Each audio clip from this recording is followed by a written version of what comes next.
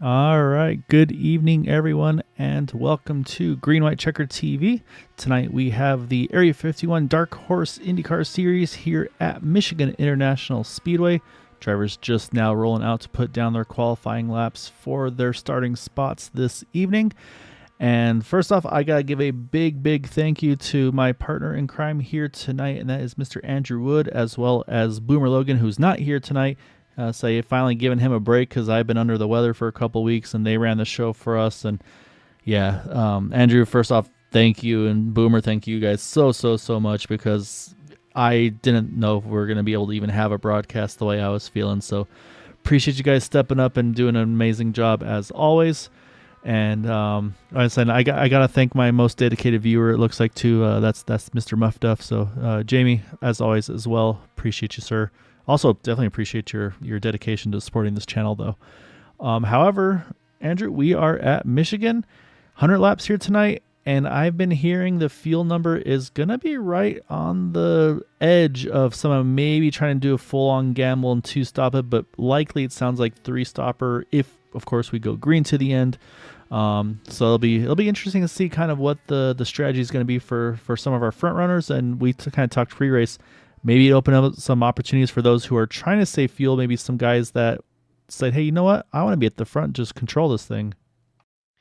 Yeah, first of all, Gael, it's great to have you back. Of course, Boomer and I held the show for you here for quite a bit, but it's good to have you back and back to the original sort of team we have going on here. But yeah, it looks like it could go either way. We could have a fuel save race, or we could have a race where guys just want to get to the front as fast as possible.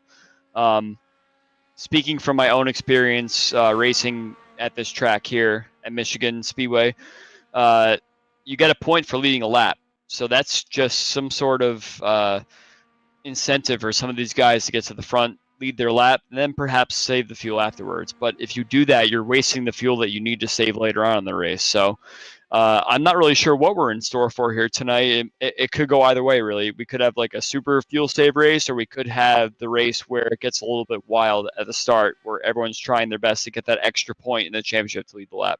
Yeah, it'll be interesting. And of course, I mean, the thing is, we're talking based on it going caution free. Throw a yellow in the mix, and then it's pretty much probably all out the window, unless a caution comes out right at that exact fuel window to kind of throw it right back into the potential again. So we'll see. The other thing I think we're gonna be watching is the temperature. You see on the timing and scoring here, 119-degree track temperature, and it's only gonna get warmer right now as it's 1:13 p.m. track time here at Michigan. So that could come into play as well. We'll have to see how these things handle.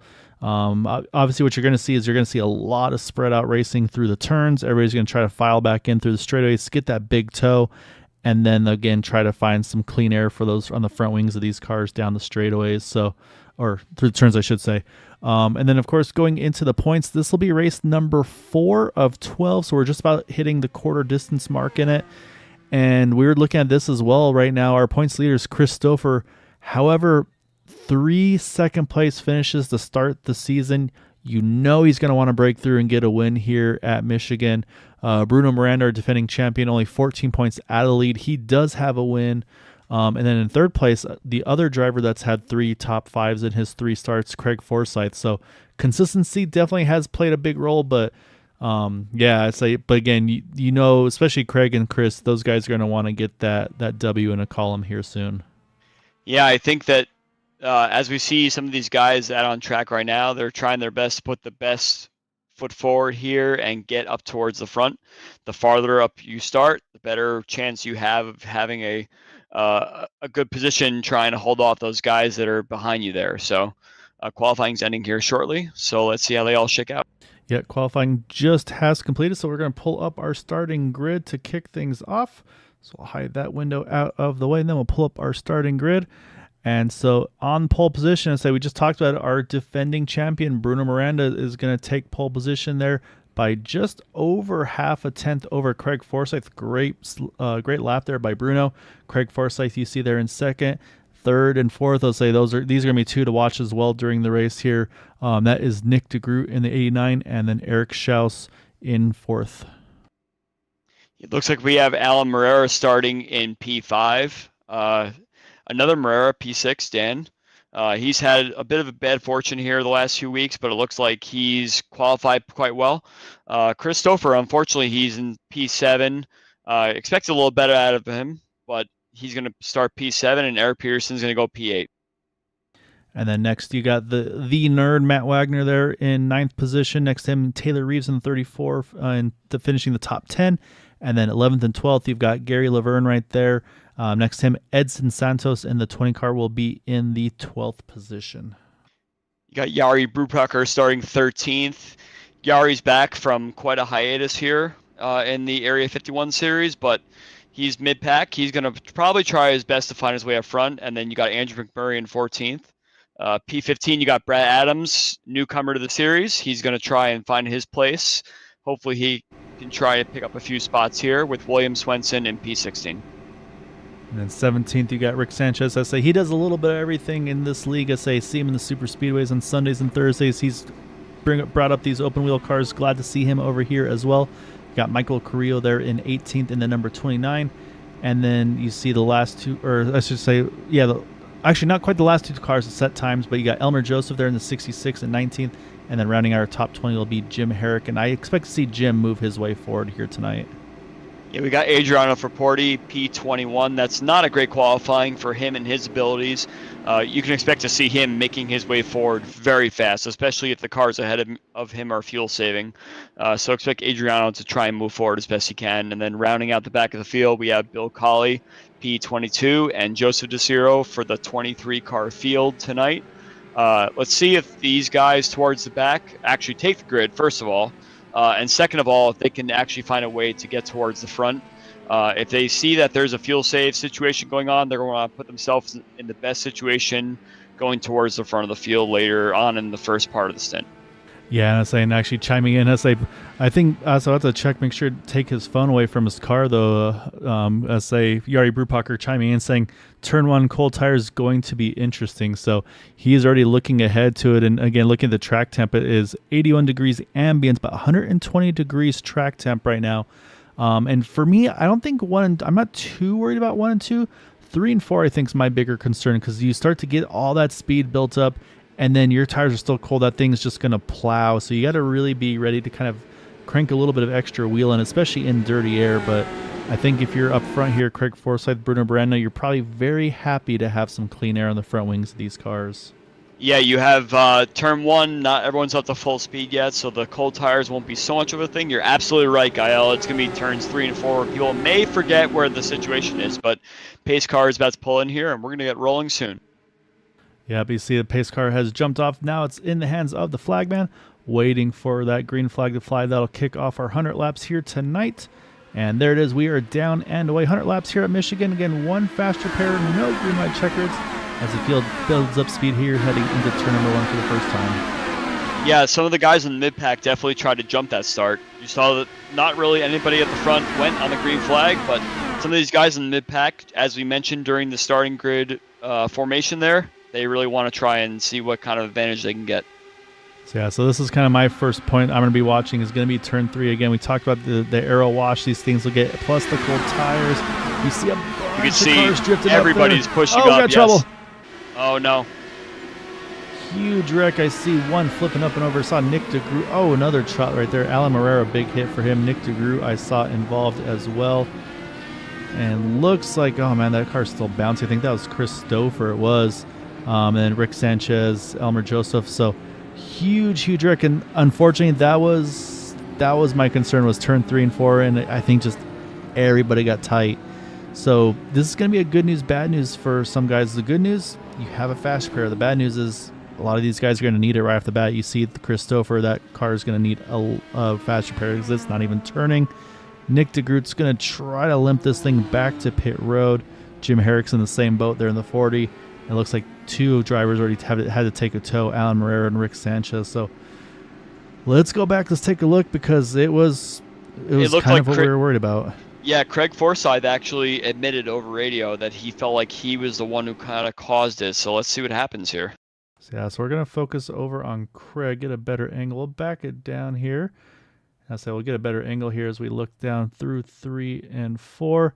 And you see Craig, he's to the inside of Eric Schaus, but then, like you said, here comes the drift, and he's coming right to the outside. There is, the little bit of a checkup. Oh, yeah, I think there was a checkup there. I believe that's Alan Morera, if I'm not mistaken. And there's just nowhere for anybody to go. I mean, you see even Matt Wagner kind of drives through a couple cars here. I'm watching I think some of the avoidances of the race right here. Eric Peterson somehow gets through there, and then I believe that was Gary Laverne goes through the grass, but I think he gets through as well. Yeah, quite a few cars in the grass there.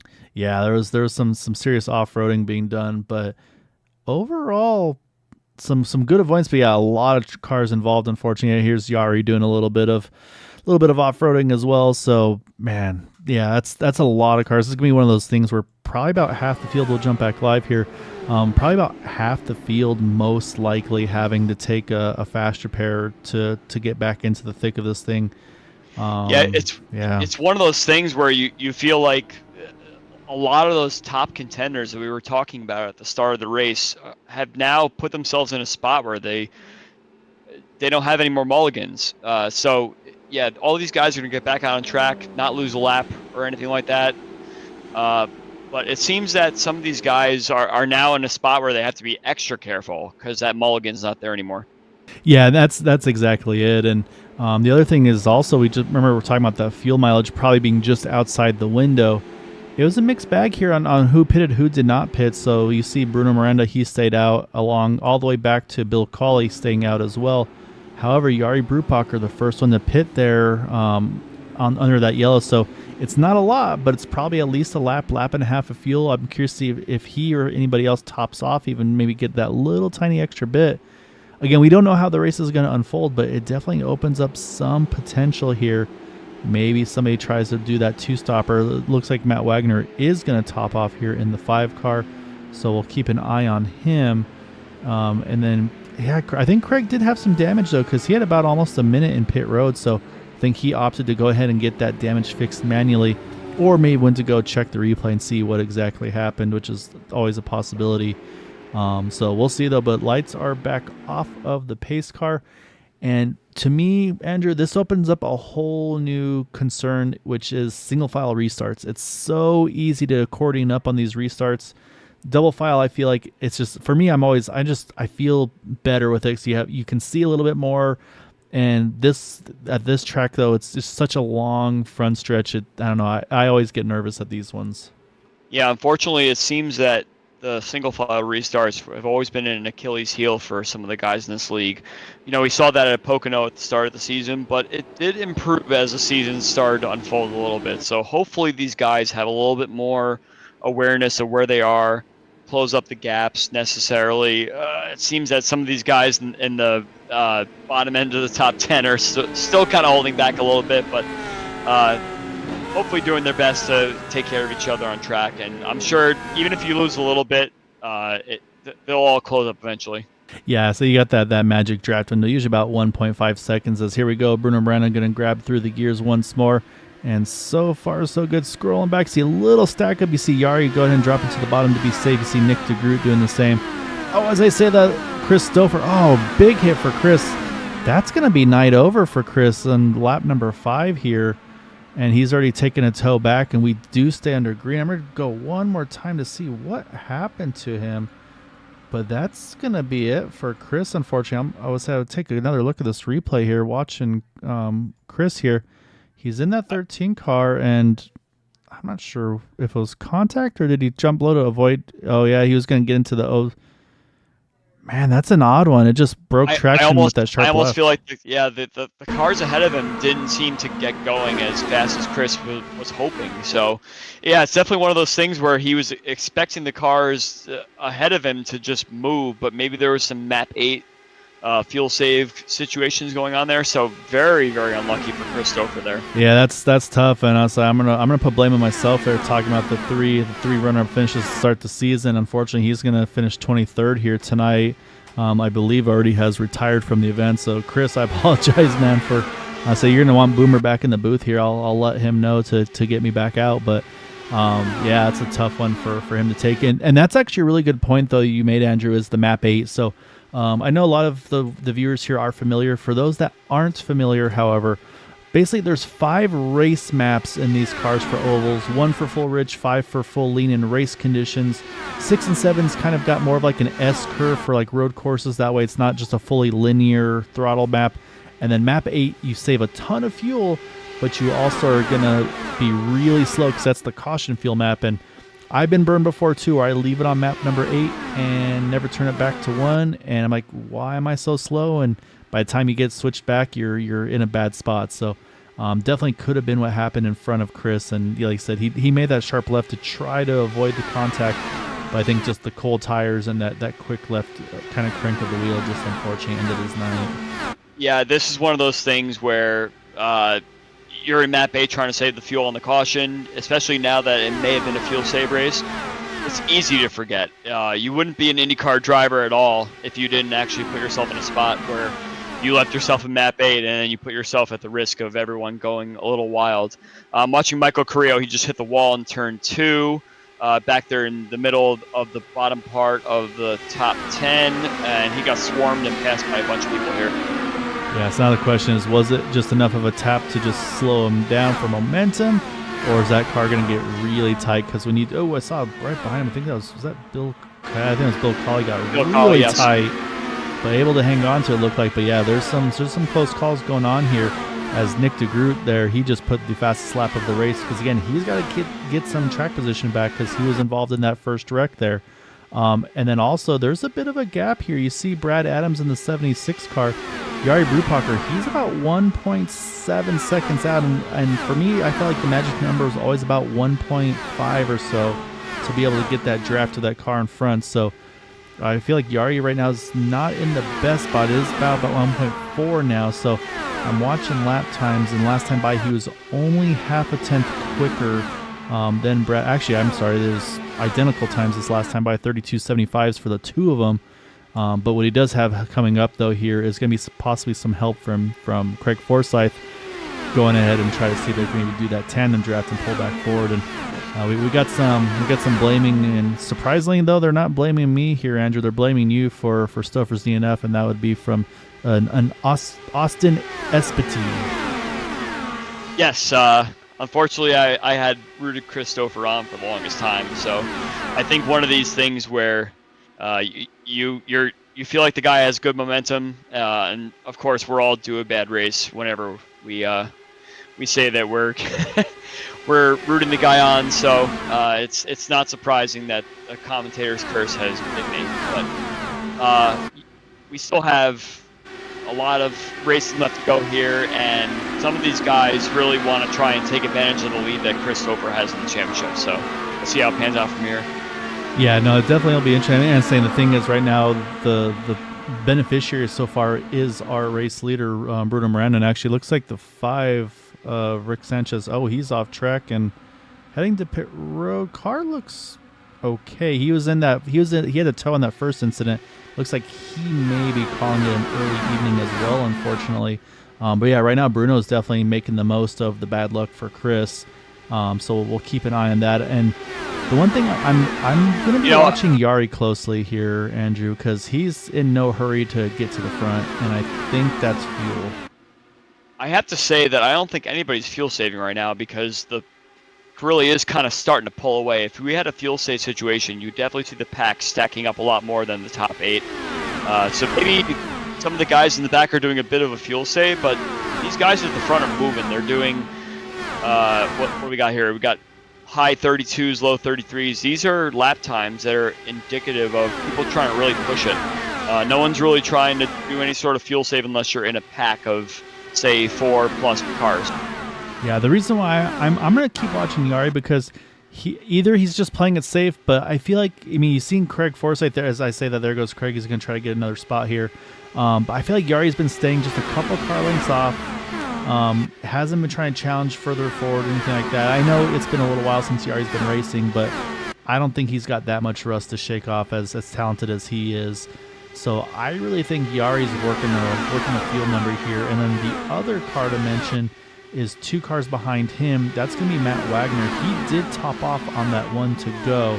But again, though, that means he starts at the very, very back, so you have to burn more fuel to kind of get further up the running order. So there's kind of that ebb and flow, if you will. And so right now, for those that pitted, the furthest up is Craig Forsyth, who is in a gaggle of cars right now. He's got Andrew McMurray behind him, Eric Peterson right in front. He's kind of got that yellow sandwich right now in between them. So he's working to see what he can make happen right now. But Craig definitely not just riding right now. Looks like he wants to get that track position back.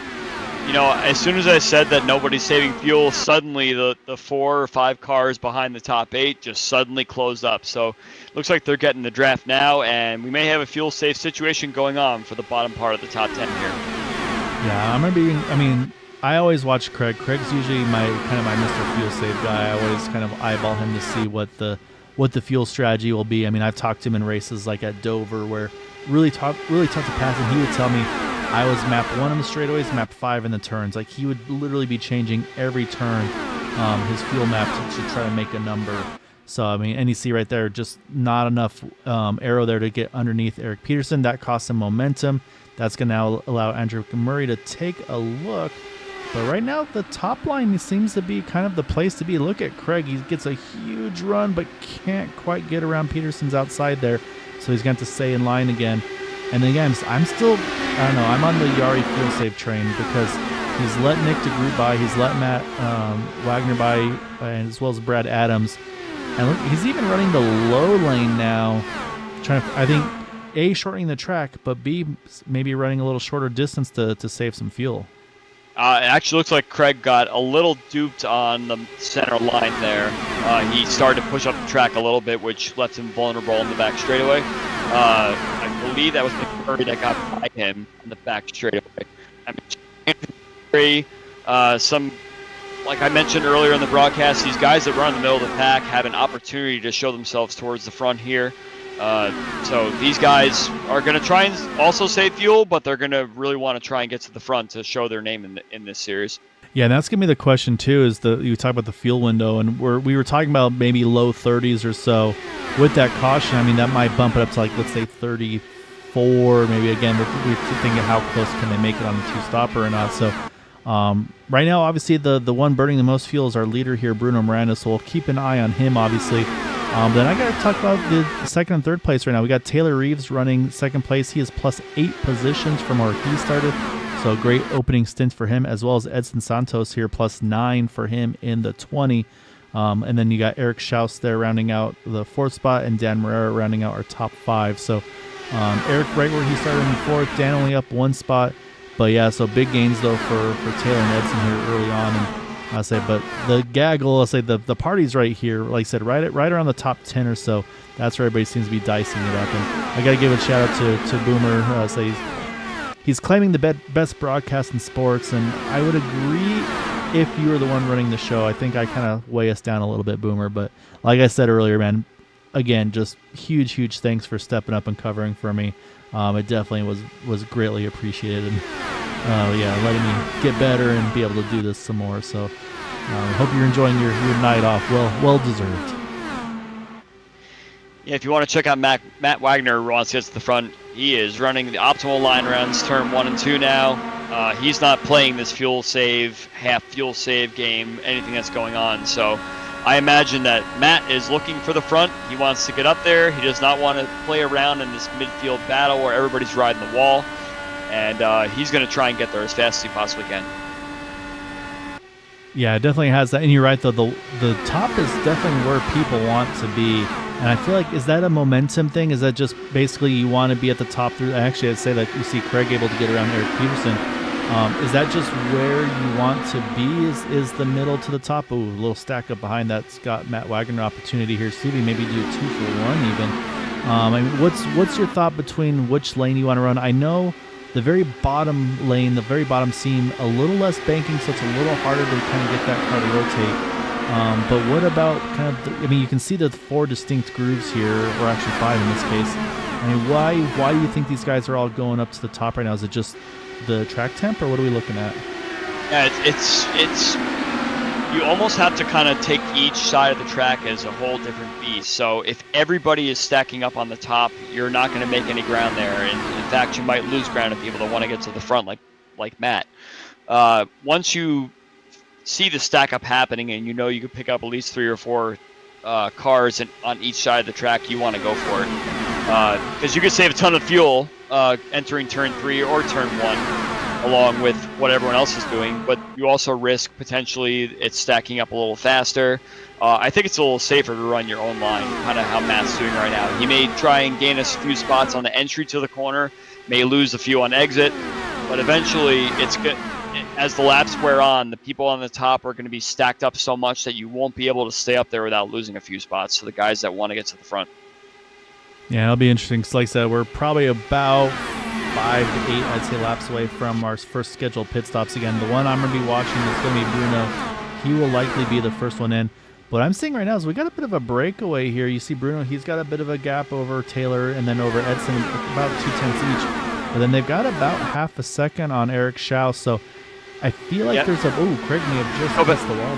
Let's go back to Matt Wagner again. So same sort of thing I was mentioning before. You want to take the low line. Once those guys on the top start to stack up, the gaps on the top line will open up.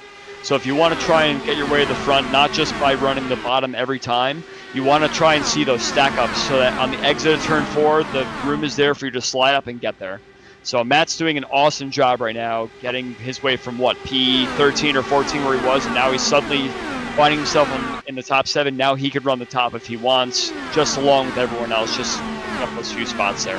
Yeah, so Andrew McMurray actually did a nice job there. He got to his inside and then was able to slide back up in front of Matt to grab that 6th spot. So, and then right as we said that, I think Eric saw what was happening, and like I said, if he's on fuel save, I think he probably turned it up a wick. And I'm watching Bruno now. He's kind of changing his line a little bit. He's starting to drive a little lower here. Again, he's got all the clean air in the world, so he kind of has the ability to move where he wants to. And actually, as I say that, Craig Forsyth, he's going to short pit here. He's on pit road now, and I think he's missing part of his front wing here. So we missed something on Craig, and that's definitely why he is on pit road here. Yeah, that left front end plate is gone. I'm catching up right now. I really don't know when that happened. Actually, it might have been that quick little moment where I saw with Matt Wagner. I'm gonna rewind a bit so I can find it. Yeah, if you see it, let me know. We can see if we can check it out. But so this basically forces Craig into that 3 pit stop strategy. We know that for sure now. What Craig needs is he needs this to cycle through green. He doesn't need a yellow here because that'll trap him the lap down. So he wants to see everybody make a pit stop cycle cleanly. And then also the thing for Craig too is he needs to have a clean pit exit. It's very easy to lose traction here on this apron. Say it's dirty, it's flat, it's a challenge. It's end of lap 26 going on to lap 27. We had him trying to fit into the top line as Dan Morera was coming up. There was a little bit of contact and that wing went goodbye. Yeah, so he made a quick decision there. And Michael Correa now, he's actually jumping in too. We saw Michael just have a little contact with the wall earlier in the race, and so it looks like he's gone ahead and jumped in. And saying this is right in the window of a scheduled stop here for some. Like I said, I still think it's a little early for a few, but really the ones we're going to be watching, like I said, I think Dan Morera is going to be the big question mark because he's been leading. So there's no fuel save there. He's map 1. He's foot to the floor, doing everything he can. So yeah, like I said, the ones to watch to me, I'm curious to see where Matt Wagner ends up. Like I said, he topped off, but he's been burning fuel trying to get back to the front as he cannot quite clear Edson Santos, has to roll back in line there. But like I said, I think the fuel saver right now is going to be, I think Yari's going to be the one to go the furthest in this stint here. Yeah, I'm watching Michael Carrillo. He just pit, right? When these guys pit in the pack, they come out right with the pack. So you're on full fuel, fresh tires when you come out with the pack here. And what this does is it allows you on fresher tires to make your way towards the front of the pack in draft. So it actually is beneficial for you to pit a little earlier on these cycles because you're going to come out right at the back of the pack. You're going to have much faster lap times on fresher tires, and that allows you to jump a lot of guys that are going to pit later on. I think I see Eric Schau's peaking pretty low here. No, he's not pitting. I thought the way his car's position looked like he was going to pit. And no, you're exactly right. I've been burned there by Nick DeGroot. Let's say big shocker there where he short pitted. It was a gamble, but he short pitted, got into the draft, and then he just used his fresh tires to get right back to the front of the field. Pretty much unlap himself, and then by the time everybody else cycled, they were long gone behind him because he was able to make all that lap time in traffic. So it was a really good job by Nick in that strategy. And so far no takers yet. But like I said, I think these guys are into a number, because at this point we're on lap 35. We were talking about again 33, 34. So realistically, if these guys can go another lap or two, I think that puts them in the window to still one stop it to the end, even with, let's say, a 32, 33 lap window. So that caution, that timing, I mean, it was an early caution, but that may have actually opened up the fuel strategy to actually not have a real fuel strategy. Yeah, you mentioned Nick's Groot. I imagine he's going to be one of the first people to pit here. So let's see if he pits soon. Yeah, here's I see Bruno's coming in. So that makes sense. Okay, so Bruno pitted at coming to 35. So, and that's with a couple caution laps. So realistically, probably about, what, 33 we would say. So he's the first of our leaders here to pit. Matt Wagner takes the point now. Again, Matt did top off on that one to go. So he should have a little bit left in the tank, pending how aggressive he's been driving with that fuel map here. Yeah, I bet I'm really scared of the mass group of people that decide to come in, because that always disrupts the order. I don't see who the next car is. I saw Bill Colley Bill Colley said he was gonna pit, but I think I see it at the back of the field. Yeah, Bill Colley's coming in. Jim Herrick's coming in. Yeah, and they're towards the back. Yeah. So yeah. But this leaves a lot of cars that are likely going to pit on the same lap, which can always brings its level of drama here. So we'll see what happens in the next couple laps. Yeah, this is exactly this is where you get nervous. So we'll kind of keep an eye on these guys. Taylor Reeves is definitely hanging low, like he's going to come in. Yeah, I guess Taylor Reeves is coming in. He might be also the only taker. That was a good entry. I do believe Matt Wagner's coming at the time. He chimed up on radio there, so let's see if Matt Wagner brings in a whole host of people. Yeah, and I think at this point, these guys for sure, I want to say these guys are good to go on a one-stopper after this pit stop. So, yeah, I think now this is going to be interesting. So I'm watching the one of Bruno Miranda. He is just outside the draft pack right now. He's a little bit off the 66. Yeah, here comes Matt Wagner. He's going to dive in and looks like solo. So that's interesting. That tells you how hard Matt was driving, because he's had to pit before Edson Santos, Eric Schaus, Dan Morera, Eric Peterson, and they haven't pitted yet in this race. So that's just the pace that these guys have had, or I should say the fuel save they've been able to do compared to Matt. Yeah, Taylor Reeves has come out right in the pack, just kind of what I was mentioning before, so he's going to have some good draft.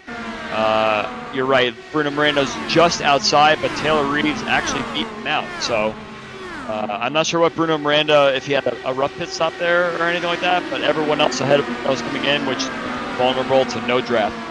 So yeah, here's the group. Brad Adams, Elmer Joseph, they're all in. So that leaves about 8 drivers yet to pit, which will be Edson Santos, Schaus, Peterson, Morera, McMurray, Brubacher, Adriano Fraporti, and Gary Laverne. So, and I see, look at Edson, he's already holding bottom. I already see Peterson holding the bottom.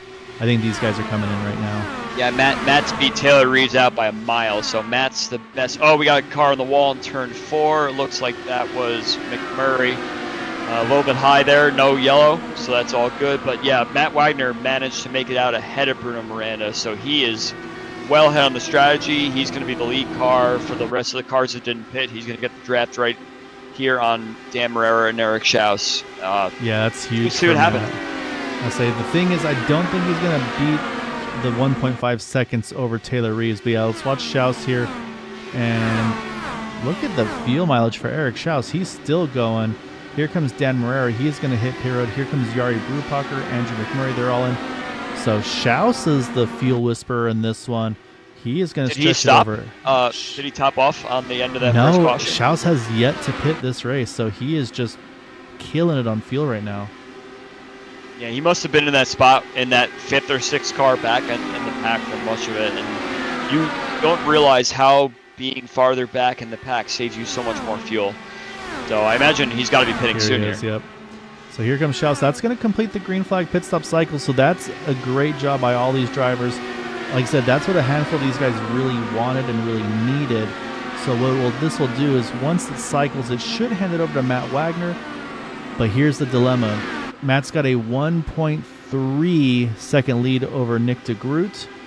that's not enough to break the draft. So Nick's going to start to charge right back in on him. So Matt can enjoy it while he has it, but you're going to see the 89, the 34. He's basically going to bring the top 7 back to him, and then probably not too long later, a handful more. So first we'll watch Schaus. He's rolling out now. Oh, but this is the concern for Eric going so long. Look how far back he's going to cycle because he's just getting on the access road as they're already passing him. So one comment about Matt is that now we're in a position where he is the leader. He has no help, no one around him. Nick's going to take quite a few laps to get up to him, so he can't save any fuel. So that 32 or 33 lap situation that we're talking about before, that's more like a 29-30 now. So, I mean, you'd have to pit like around lap 40 or so to be full burn from here. So Matt's in trouble, and anybody that has pit now that is way out ahead is in trouble because they can't save any fuel at all without risking everybody from the second, third, fourth back catching up and potentially passing them. Yeah, that's what I see. Here goes DeGroot. He's going to take the point now going into turn 3. And so, yeah, so I'm looking at the pit lap. So Matt pitted at 38, DeGroot 39, Taylor Reeves the earliest at 37. Well, not the earliest. Bruno Miranda's the earliest at 35. So I kind of expect to see Bruno probably just ride, honestly, here for a little bit. You see that going into turn 1. He had a huge run on what was that, Edson Santos up ahead of him there. He just rolled out of it. And he just completely rolled out of it. So I think Bruno knows his situation. He has to at least save a little bit of fuel to at least be in the running later on. But again, if Bruno is the first person to pit, he puts himself in a situation for the last stint that he has to do a certain amount of laps, or else he'll run out of fuel on the last lap. Yeah, so no, he's got to run a fuel number here, and you're exactly right. He's kind of just cruising right now behind Edson. They're being smart about it. Saying again, there's a reason why Bruno won the championship last season. It wasn't due to bad strategies. So not too worried about Bruno here. I think he's going to be all right. And also, Eric Schaus, he's got not a yellow. quite... Oh, caution out. Yeah, Michael Carrillo looks like is the caution. And that is going to change the strategy. Yep, that car is not facing the right direction. And it looks like waiting for the field to clear. And then he should be able to loop it after one more car here. So we'll wait and see. Oh, no, he took a quick tow, actually. So let's see what happened to Michael here, because it looks like... Oh, that's... What is going on there? That's a big slide.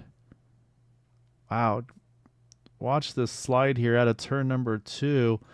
I see some dirty air remnants off of going Schaus. on here. Yeah, dirty air off of Eric, it looks like. So he's going to drift. Just kiss the wall. But then watch how this thing just does this 4-wheel slide for so far down the backstretch.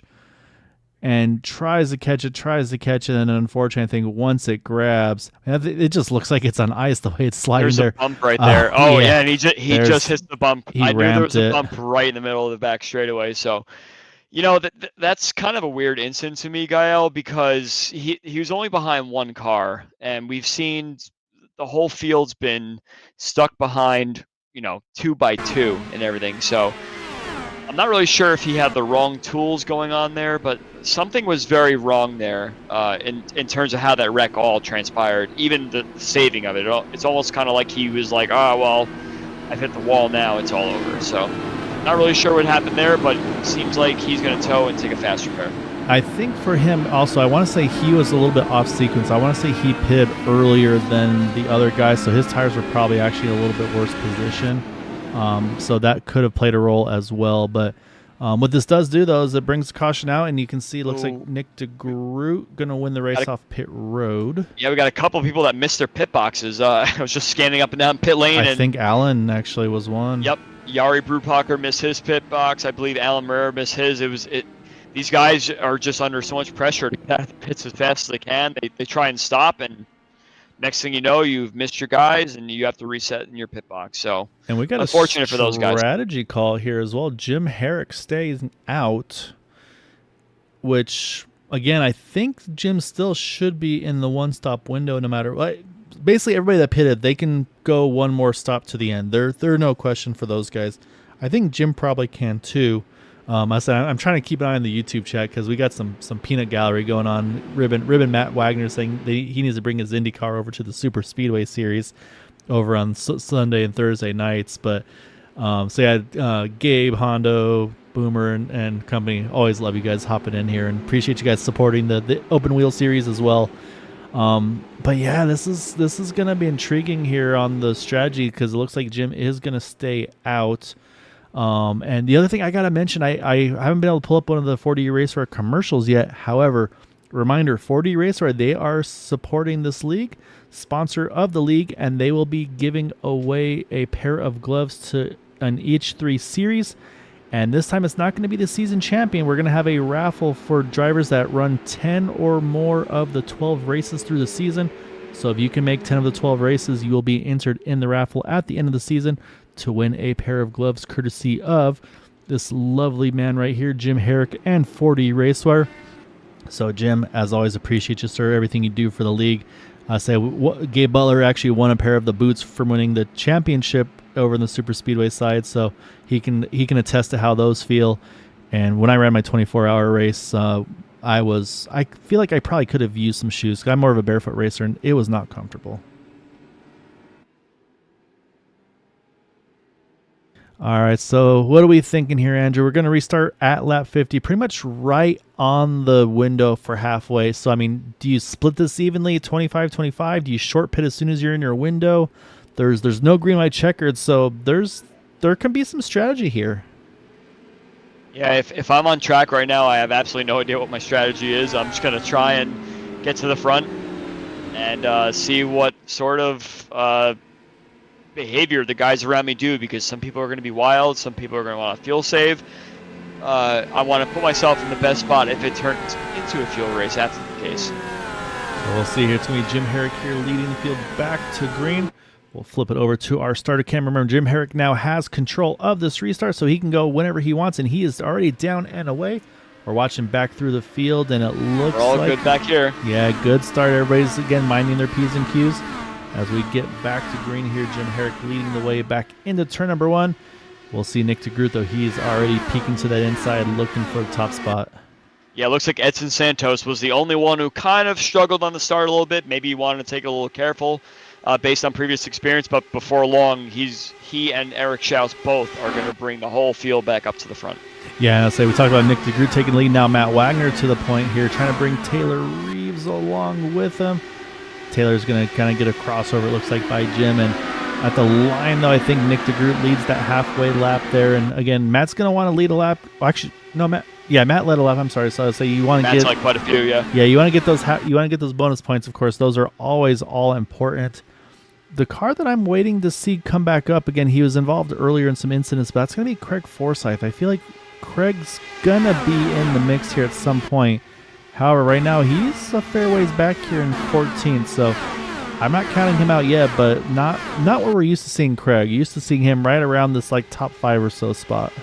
Yeah, I mean, Craig had that broken front wing, so that caution was a godsend to him, because he was mired outside the draft, outside the pack. So this was a free pass for Craig to get his way back to the front again. But I would have to imagine that Craig is so far back right now, P14, that he wants to save the fuel. He's not going to try and rush to the front. He wants to be on the fuel save and open up his options and strategy for later on in the race, should it be a certain way. Because like I mentioned a couple laps ago, this whole field's going to pack right back up again. And he'll have plenty of opportunity to get back to the front if he needs to. Yeah, it's definitely getting racy while Nick, Matt, and Taylor go 3 wide there for the lead down the back. Nick once again takes it right back from him, but watch the momentum shift. We'll watch again here off the back of Nick DeGroot. Actually, Matt can't get to the outside because Taylor gets the draft here, but now Taylor's pinned. He can't go anywhere. Nope, he's going to find the spot. He's going to go to the top side. Nick's going to go get put middle here of 3. These guys are racing for the front here. Matt's going to take the lead out of 4. Can he hold it to the line? Looks like yes, but then here comes Nick one more time. Yeah, and I'm watching Bruno Miranda back here in P8, and he's trying to find a way, but he's completely boxed in. He has not found the right opportunity to get by any of these guys back here. So if I were him, I'd just sit back and say, hey, I'll save some fuel for a little bit. Once these guys kind of straighten themselves out, I will pounce. And right now he's trying to find his way on the inside again. He cannot get there.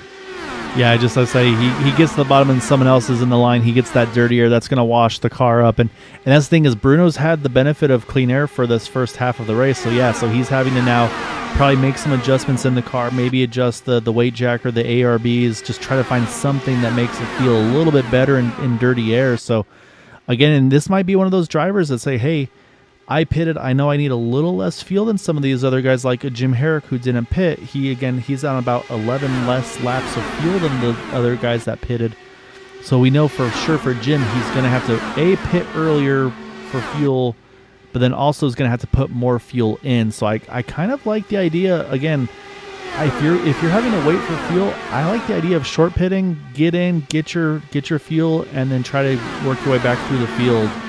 Maybe split this run in half or something like that. Maybe pit around 25 to go, somewhere in that window. So it's going to be interesting.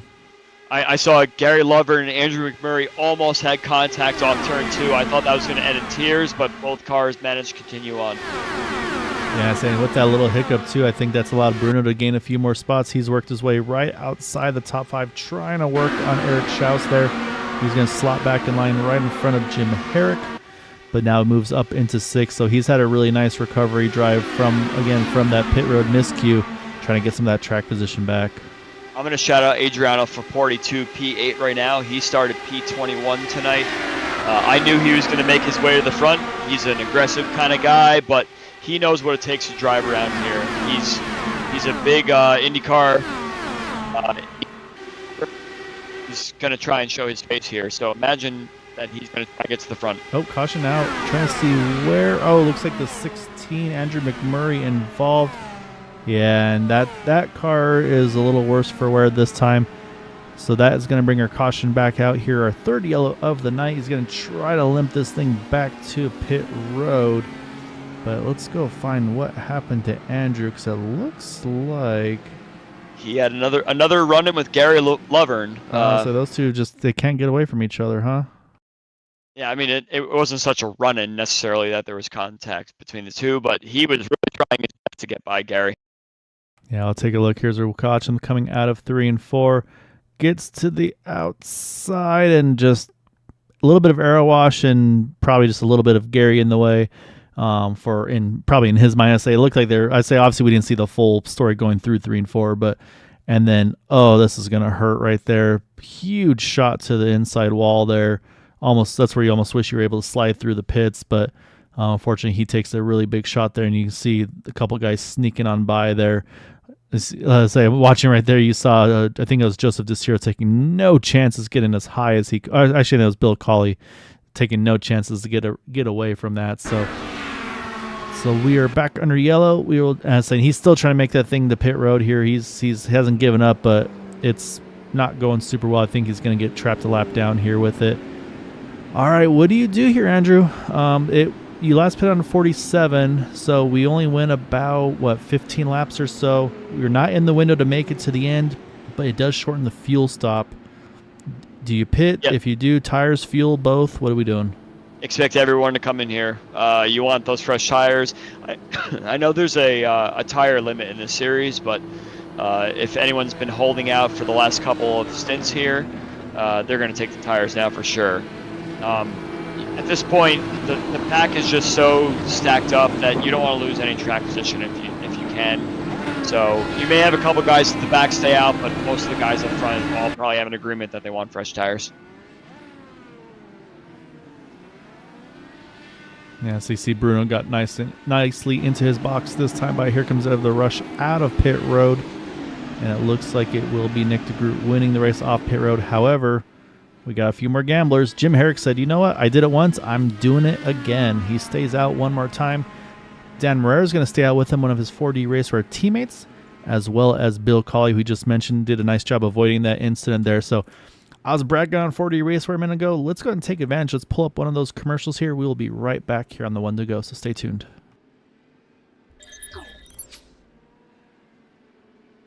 40 Racewear, makers of the ultimate sim racing shoes and custom apparel designed for sim racing by sim racers. 40 racing shoes are engineered to connect racers to the pedals in a way no other racing shoe can, all the while giving you the comfort needed to complete those double and triple stints. Visit 40racewear.com and check out the latest sim racing products that let you connect to your sim.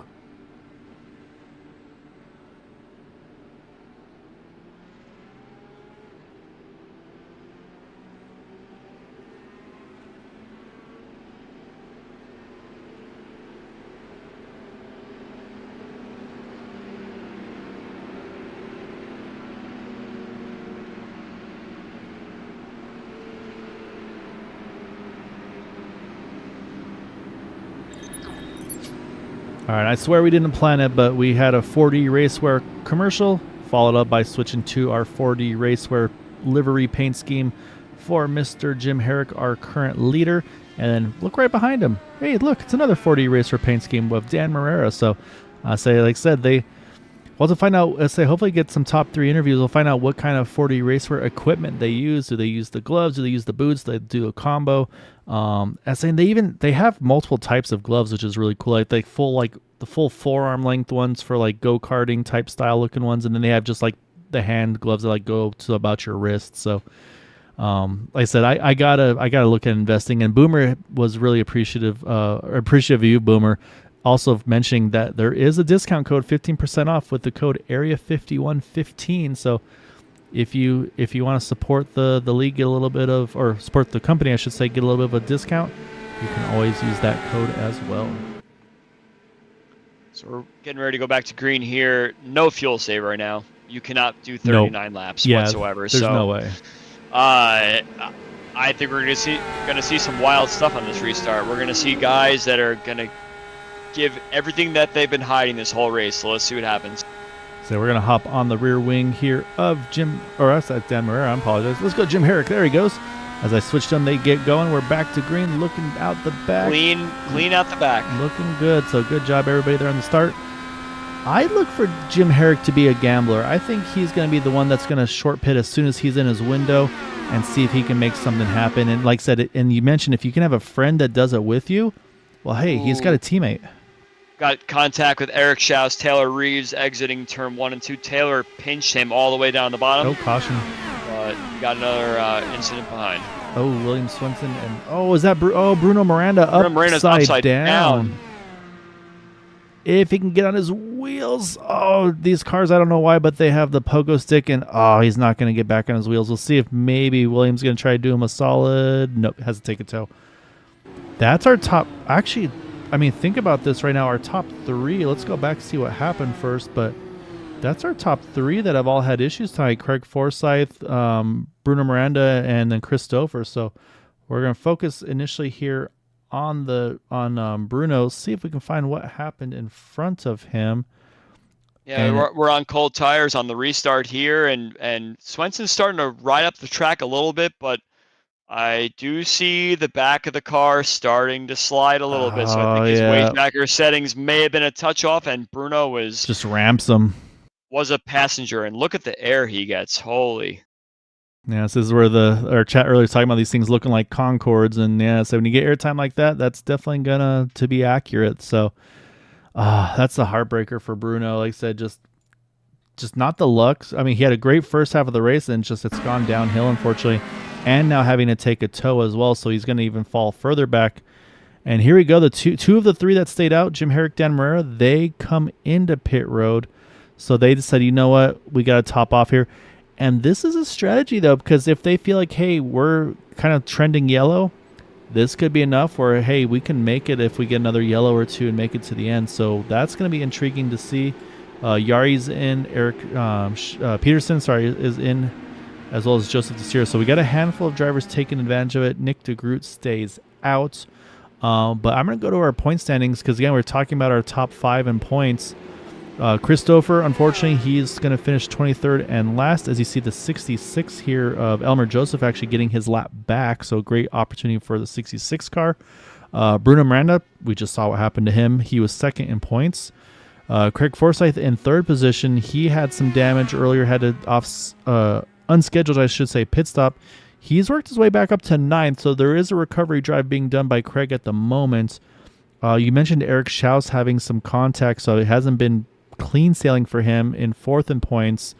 And then rounding out our top 5, Nick DeGroot has so far, knock on wood, had a pretty decent race going for him. So really, but the top 3, again, it was a 14-point lead for Chris over Bruno, and then a 26-point lead from Chris to Craig, or another 12 points between Bruno and Craig. So, I mean, that's going to kind of all collapse because Chris, where he's finishing, is going to this will probably be his drop week race. And then Bruno's going to now he's down in 19th, and this has to be a fake, right? I don't know. I think we're doing a top-off situation. This is unlike anything that I would have predicted. But you top? I thought, if I remembered right, I thought if you don't pit the first time, pit road closes the second time around. We might see a few penalties here. The pit road closes once the pace car crosses start finish, and if you're the leader, you can get into the pit lane before the start finish.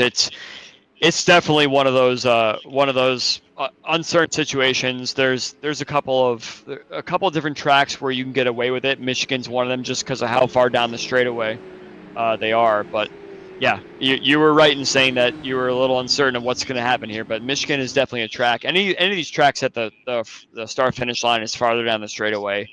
The pit lane doesn't necessarily close right away. So these guys just want to, I guess, get every teaspoon of fuel they can. Yeah, that's exactly it. And so what will happen, though, is I believe, well, actually, I'm kind of checking to see where everybody cycles through, because I'm still showing Nick DeGroot being ahead of some of those guys, like the ones that pitted a little bit ago.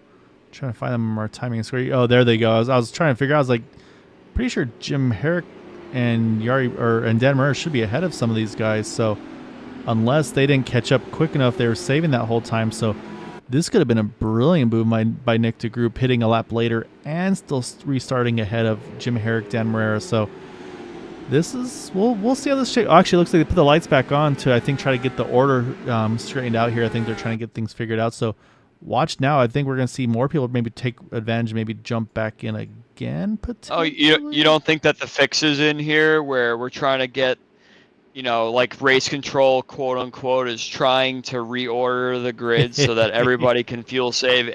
As race fans, we all say stuff like this all the time. There's never any sort of extensions of the yellow flag until it becomes a fuel save race. And then next thing we know, everyone's saving fuel. And yeah, so Bill Colley, Elmer Joseph, they're going to top off here. So they're going to take advantage. And I mean, why not? And yeah, I'm guessing the running order was a little bit askew, so they're trying to get everything squared away. And this is a tough spot to be for the admins. I believe Matt Wagner, Craig Forsyth, kind of the two main guys here. So you're trying to race, you're trying to focus, figure out your strategy, but then you're also trying to make sure that everything's going correctly for everybody else. So, but you're right though. I mean, it's one more lap under caution. We're going to now restart with 34 to go. I mean, we saw some pretty big fuel save numbers by Eric Schaus earlier. So, but again, though, I think just everything's going to be ramped up this much more that I kind of think we're going to have probably one more to the end. Yeah, and like I said, let's talk about these guys that have come from the back of the field. Jim Herrick started 20th, up in the top 10. Adriano Fraporti started 21st, up in the top 5. Edson Santos started P12, up to 2nd place right now. These guys have been patient. They probably dealt with a lot of 3 wides and all sorts of crazy stuff. So let's see what happens in this last stint here and see if they can hang on. Yeah, we'll see what they do. Again, everybody's going to start to get a little antsier here on these restarts. They want to try to get everything they can. So we'll watch further down the field here as Matt Wagner is our control car, and he is down and away. We'll scroll through the back here, make sure. Ooh, Yari got a little checked up, but all good. Saying Yari did what I would do as well. If you have that checkup, what you do is you kind of pull out a line to try to make sure that you have somewhere to go, and that was what Yari had to do. But now, like I said, there's other fights going on where Bruno Miranda, for instance, he's 2 laps down. There's a car 1 lap down in William Swenson, so he's technically, basically, he's got to try to unlap himself to have a chance to get back into this race. So Bruno's going to probably be on the offensive here. And one thing we didn't mention, we got cold tires, full field here. These guys got to be careful as they go through the field one more time. Yeah, it looks like everyone kind of got through. Brad Adams back in P13. He got a little bit checked up, but no real issues there. I got to say, Gael, Matt Wagner is leading. He wants nothing other than to be the leader. He's not going to save any fuel. He's going to go for it and hope that there's another caution to shake things up here. Yeah, so at this point, I think you kind of got what you got.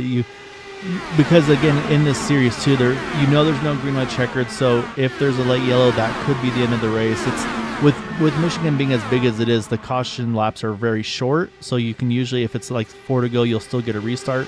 But you just don't know if and when those things will fly. So I'm going to be intrigued to see who's going to just kind of foot to the floor and go for it. Who's maybe still thinking about fuel a little bit. Like I said, Nick DeGroot's obviously right now the highest up of those with the most fuel. Same with Gary Laverne right behind him. So those two have the option to try to get some aggression going, along with Jim Herrick as well, and hitting that one lap prior. So we've got some options here. But like I said, now it's going to be that much harder to pass because there's not as much give and a lot more attempts to take. Yeah, Taylor Reeves is moving to the front too. He's doing the same Matt Wagner strategy, running the bottom line all the way around the track. He's actually touching the apron in turn 2, which is crazy to me because that's a huge danger zone there. But everyone's going to get checked up on the top line. You can watch him in turn 3 and 4, and he's going to attempt to pick up some spots, but Frapport steals that line from him. Yeah, he catches that dirty air, so he's going to wash up a little bit. However, the nice part is he steals it up. There he goes, Laporte saying, again, you see how aggressive he had to jump in the draft because if he didn't, there was going to be a car to fill that gap immediately. So, but yeah, right now everybody's, like you said, everybody's kind of migrating towards the top. You see now Eric Peterson, he's jumping to the bottom here. He touched here. the apron, and that's going to mess up Jari Brubacher, and they're closing up big time on the back straight. Oh, yeah, we got Jim Herrick around there, I think. It's actually Dan Marrera. Yeah, caution out Dan Marrera there. Oh, and we have Bill Collier smack the inside wall on the entrance to turn 3 as well. Oh, yeah, that's a broken left front for Bill there. So, yeah, and kind of like we talked about, caution probably going to happen there just with everybody being aggressive. Then Dan's going to, that poor car. He's trying his best to get that thing back, but let's see. Like you said, it looked like it was just kind of a bit of a stack up, and I think Peterson touched that apron and exited turn 1 into turn 2, and he had to lift, and that just everyone was going to be pushing up to the top of the track anyway. Bruno put himself in a spot, and unfortunately it just too many cars trying to fit in a straight line on the back straightaway. Yeah, so while Michigan's plenty wide, 4 wide's still a bit of a challenge, and so you can see the yellow and orange, or a little bit of a stack up. Actually, a little bit of wall contact as well. So for I think it was Jim Herrick there up top. And yeah, just it was nothing intentional, just they both going for the same real estate, a little bit of net code as well. And then unfortunately, just nothing that he could do. And then you mentioned Bill Colley trying to get it avoided because he's just, which way do you go? And that thing just steps out on him when he makes that sharp left and just can't get it back out from underneath him. And you can see, and there's that four-wheel drift like we talked about, and just, big hit to the inside wall for Bill, unfortunately. So brings our caution back out here. Strategy-wise, doesn't look like a lot of pit strategy. Edson Santos decided, you know what, I'm going to hop in Jari Brubacher as well. Bill Colley makes sense with his damage. He has no real choice. Everybody else is staying out, so they're committing, I think, to the fuel now to the end here.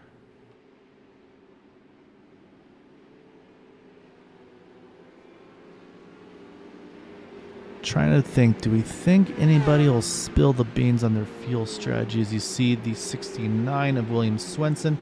He's going to get his lap back, which will put now 18 cars on the lead lap, which now leaves Bruno as the only car 2 down. So he would be the next recipient for the Lucky Dogs, but we'll have to kind of keep an eye on him there. Trying to think, do we think there's anybody who would be willing to tell us the truth about the fuel if we can harass them, or should we let them be?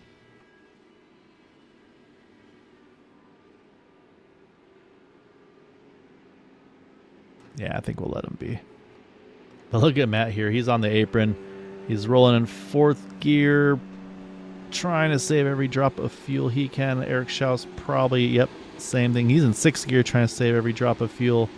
So these guys, they know what's going on. They're working the field numbers here, just trying to make it to the end. So they're probably close. I mean, that's kind of the answer there. Now Taylor Reeves is the furthest up of those that did pit at lap number 64. Yes, this is going to be intriguing to see what the fuel mileage is going to be with these guys, because we're going to restart this thing. White one to go here, so we'll restart with 26 to go, just outside quarter distance. Yeah, you were trying to stalk some of these guys' fuel numbers. Unfortunately, iRacing isn't lucky enough to produce this kind of stuff with us. So apologies, I had to step away for a moment. But oh no, you're good. So yeah, I was listening the whole time here. I think now we're just gonna. Did everybody top off from what you saw? No, actually, pretty much the only pitters were Edson Santos, Yari Brupacher, Bill Colley. Everybody else, I think, is just going to commit to what they're going for. I also try to look at the cockpit view, and it was a very scary tunnel vision view, so I won't do that again. Yes. But yeah, so no, I say Matt's been cruising around in 4th gear. Eric Schau's been cruising around 6th gear. No doubt they're both running map 8 right now. But I think these guys are all pretty much just committing to saying, you know what, if we run out, we run out, but we're going to bank on either making it as it sits or banking on a potential yellow to help our fuel mileage even more. So it's just, I think it's all out brawl time now, and everybody's going to try to get everything they can. So, and like I mentioned as well, we do have back to 17 cars on the lead lap here. William Swenson getting back on that last yellow. So now Bruno's the only car a lap or more down. We're 2 down. He and Dan Morera. Let me quickly mention here that we went green last time with 35 laps to go. So these guys staying out might put them closer in a window to push a tiny bit more, but we'll see what happens. Yeah, I mean, I think at this point, your bed's made at this point. I think that's kind of the strategy here. So for those that topped off, they're hoping, hey, we want this to go green to the end. We can go full rich. We don't even have to worry about saving. Some of these guys, like I said, just depends on where they are on track. Do they need to save, or do they do enough work early on? So we'll be able to tell pretty quickly how aggressive they are, and kind of what kind of drafting we see. Nick DeGroot's making his way back up from the bottom of the top 10, already up to P8. He's gonna have a head of steam coming into turn 3 here. Gotta find some sort of clean air though, and unfortunately he got a little bit of dirty air, and Gary Lovern coming right up behind him to try and see if he gets. Gary Lovern having a really nice night tonight, just been in the top 10 all. Oh, little moment for 40 there.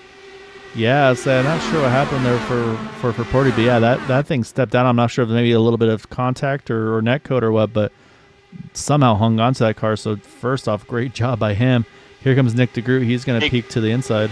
Big fuel save going on right now in the top. I could see that the way that they all stacked up in turn 3, that is 100% a fuel save situation. So Craig is saving, Jim Herrick is saving, Alan Morera is saving. These guys are all going to do something now. And now even Matt Wagner up front, I could tell he is kind of driving down the middle of the track, trying to find a way to hold on to the lead, but also save fuel at the same time. So that's going to upset the mid part of the top 10 here. Yeah, that's where things get a little wild there when that happens. So, but yeah, but that's going to open. Yeah, but watch Nick DeGroot. He's got the most fuel. So he said, "All right, you guys do your fuel save. I'm going here. I can make it." Or he feels like he can make close there between Taylor Reeves, Craig Forsyth, and Taylor's in the same boat. They both pitted 5 laps after Matt Wagner and company, so they've got a little bit in the bank to these guys. So I think these guys have said, you know what, we're just going to let it fly. Yeah, as I mentioned right before the green flag there, we got some fuel save situations. We got guys that topped off. These guys, based on what we saw from some of these earlier super speedway races, they may not be used to running next to each other. So I'm hoping that these guys can sort it out and figure out what position they want to be in for later on in the race. But, you know, some of these guys that don't usually run up front don't necessarily know what the behavior is of other cars around that are on a fuel save. So there's a lot of scrapping around going right now entering turn 1. Yeah, so here's my question. If you're let's say Nick DeGroot, Taylor Reeves, they say, you know what, we know we can make it to the end.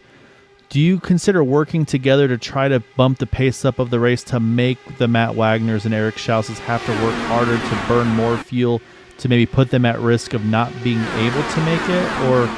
Or I mean, how do you treat this? Yeah, I really honestly couldn't tell you. It depends on how the driver is. Yes, if you put the DeGroot or Reeves out front, they're going to run full burn, full everything, and try and pull the field along with them. But all that's doing is helping Matt Wagner's and those other guys out there. So it's you got to play chess for the next 18, 19 laps or so and play the game, put yourself in a safe spot. There's no real good answer there. Yeah, so that's what I was unsure. Like if they stayed single file, yeah, obviously the pace is going to slow, and then Matt and Eric and all them can kind of set their fuel map to whatever to run the fuel numbers. I was thinking, yeah, if they kind of do that leapfrog draft that we always talk about, that maybe it increases the pace of the race enough where it forces everybody to have to turn the wick up a little bit. Let's say they're running map 5, now they have to run map 3 to stay in the draft or something along those lines. Oh, we got one spin. 40s going. Oh, caution is out. Oh, couldn't quite get it slowed down in time before he made the contact with the wall. And that is going to bring out the yellow. He's going to loop this thing back around. He might be able to get away with just getting a rear wing put on this thing. I think it adds about 10 seconds to the stop, so hopefully that puts him back in the mix there. But as long as Bruno wasn't involved, I believe he was ahead of Dan, which would be great for him. I was just about to say that, like I mentioned a couple laps ago, some of these guys are really like pushing up the track and everything like that. And once you have a mix of guys that are trying to fuel save and go for it, any situation like that, you have to be on full, or your head's got to be on a complete swivel everywhere, because a contact or a spin or anything can happen at any point. Yeah, and that's what it was. It was a stack up where there's a stack up in front of him. Fraporti checked up, and then unfortunately he got tagged from behind. Nothing he did wrong, just kind of that accordion effect found its way to him, and so that's what got him into the inside wall there. So that's a tough pill to swallow when you know you did everything right, but unfortunately still wound up facing the wrong way. So we'll see. This will be the telltale. I think I expect to see DeGroot and Reeves stay out. Tires could play a role in this one. I think if you're mid pack, you come in, and that's going to be Matt Wagner's sense. So yeah, we got split strategies here. Wagner, Schaus, what was that? Forsyth, Peterson, Brubacher. So about 6 or so stay out, and Nick DeGroot and company going to go in. DeGroot and company going to stay out. I think we should see Bruno get one of his 2 back now. Yep, there goes Bruno. Again, he still needs one more here to salvage some really good points for that our defending champion. So 6 cars here are going to be staying out. They feel like they got the fuel now to the end. I know Edson Santos is good. He pitted at lap 72. He's fine. He can make it to the end no matter what. These other guys that stayed out, though, lap 64 for the top 2, 59 for Alan Morera, 64 for Gary Laverne. So Jim Herrick lap 63. So of the front runners, I like where Edson is the best on fuel. But now Matt Wagner is going to restart in 7th. And, I mean, you know how fast you can suck back up with these cars and get right in the mix. And will tires matter? It's still 119-degree track temp. I'm kind of scratching my head at some of these guys. Honestly, I don't like it, but I don't dislike it necessarily. Yeah, I'm torn. I feel like for Matt Wagner, he goes from, I think it was 2nd to 7th. I'm okay with that because now he knows he's safe on fuel to the end. He probably put just enough in. He's got fresher tires. Honestly, we had some caution laps, but probably about at least 10 lap green flag fresher tires. So, I mean, it could make a difference. Yeah, it's just definitely one of those things where it's a risk. There could be more cautions. You can get your way back up front, little bits and scrapes at a time. But I'm trying to figure out how you win on this.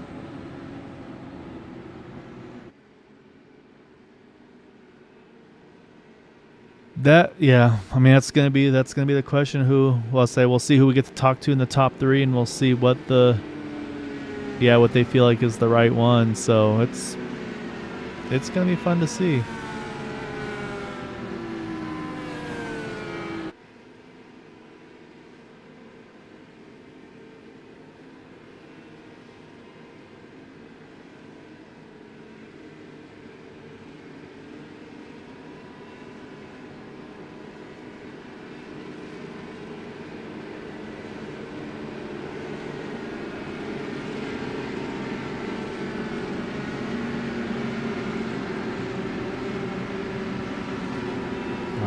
right, so we're going to get back to it here with 16 to go at the line. It's going to be now Nick DeGroot, Taylor Reeves, Alan Morera, Edson Santos, and Gary Laverne, our top 5.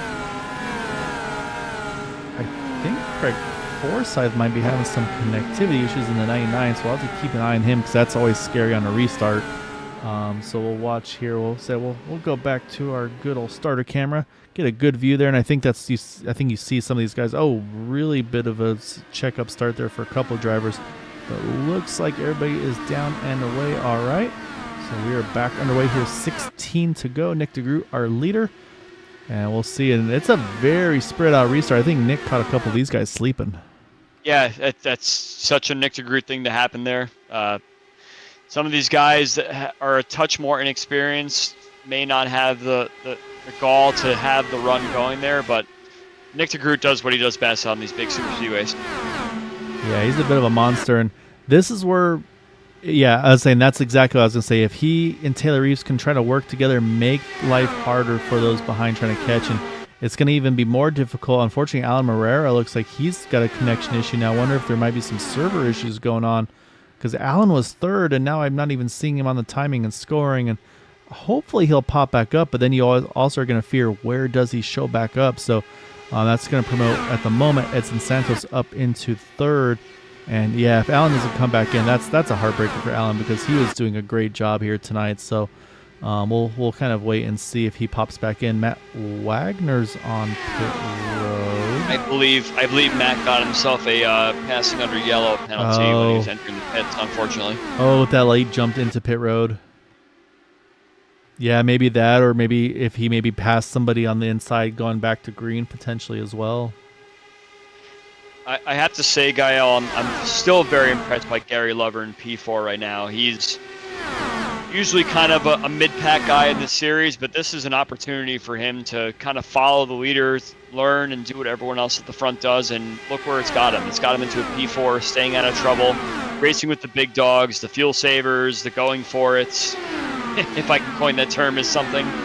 But he's put himself in a spot right now where he's racing with guys in the series that have multiple wins and a lot of experience here. So expect him to get maybe a top 5 here if he can hang on to it. Yeah, look at Edson Santos now. He's going to take the point here through 3 and 4. And again, Edson's one that is the best on fuel of these guys, pitted at lap 72. He was one of those ones that pitted when nobody else did, and then the next time around, a bunch of guys came in, got him some more track position. But oh, look at Taylor Reeves. He gave maybe a car width. Taylor said, I'll take that car width and I will use it. Craig Forsyth, Eric Peterson really going after it in turn 2. Craig does not want to lose the draft, but these guys are quickly losing the draft to that top 5. They have 11 laps to pick up back up again, but they've put themselves in a spot right now where they're a little bit far back, and Craig wants to lead, Eric wants to lead, and it's just going to cause problems for the next couple laps if they can't sort it out. Yeah, you got to get situated, figure it out. Hey, let's figure it out. Let's work together. Let's get back up there, and I think they're getting there now. Peterson leading that group.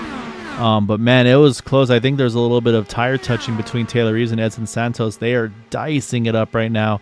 And so right now, really, the top 10 are all still within a really short distance. Adriano Fraporti's falling back just a little bit.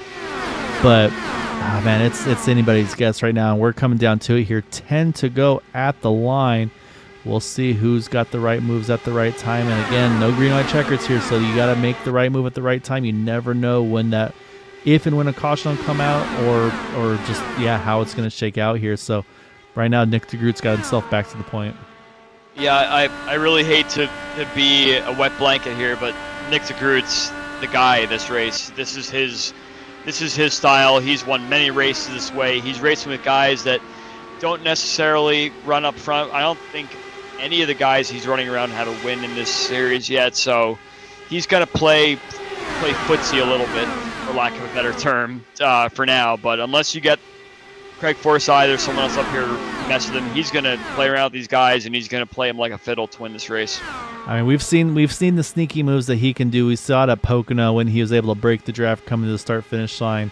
Yeah, he's got little tricks up his sleeves that you don't think he has, but I don't know. I'm really liking what I'm seeing out of Edson right now in that 20 car. And I mean, Taylor's got no shortage of aggression. He will try no matter what to find a way to try to win this race. So I mean, obviously, big risk there taking the top 3, but look who's coming up here. I mean, here comes the 40 Jim Herrick. He's rolling right back into the mix there. He's brought Eric Peterson. He's brought Yari Brubacher. Craig Forsyth's right back in the mix. So it's Eric Schaus is just outside that window too. So it's anybody's guess right now for where it's going to come from and who's going to be able to try to make it happen here. But like I said, I want them to run this all the way out because this is a great fight up front here. Yari is running a great line on the bottom. He's hanging on to it. He's getting by the guys he needs to. He's not carrying the exit speed that he wants. Obviously. Oh, his contact. Oh, big wreck in the back there. I think I saw Craig. Yeah, Craig is barrel. Oh, my goodness. Craig's going up and over here. We have 4 cars involved, and the heartbreak. Gary Laverne caught up in this one as well. Brad Adams still trying to see maybe he'll bounce on his wheels. No such luck. And then I think it may have also been, no, not Bill Colley. Trying to see who the other, oh, Dan Marrera, I think. Just as we're saying, we will still have a restart here. We'll still have some more racing to go, but it was such good racing that we saw there.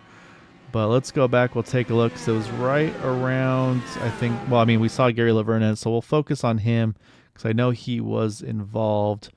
So we're focusing on this green car right in front of Eric Peterson, I believe that is. So we'll watch as they head into one. Oh, just contact between he and Eric Peterson going for the same real estate there. And Craig, just nothing he can do. Dan Marrera, nothing he can do. And then Brad Adams. Oh, yeah, they're right. And there's Brad Adams, nothing he can do. And that's a heartbreaker. I say all these guys, and yeah, look at Craig. He's just barrel rolling it. We got one doing the skateboard grind. We got one flipping wildly. I mean, you get to the end of these races, everybody's all bunched up, but that's not what you wanted to see there. That hurts. Yeah, I mean, Gary Laverne made it all the way back to the pits, and I think he has a fast repair, so it'll be very close. I don't think he's going to make it actually, but he may get waved around. It's very close. I think he's actually going to beat the pace car out, so he may stay on the lead lap and just be at the back. Which he may have sped a little bit to make sure he got it. We'll see, but if so, I mean, it's still worth it.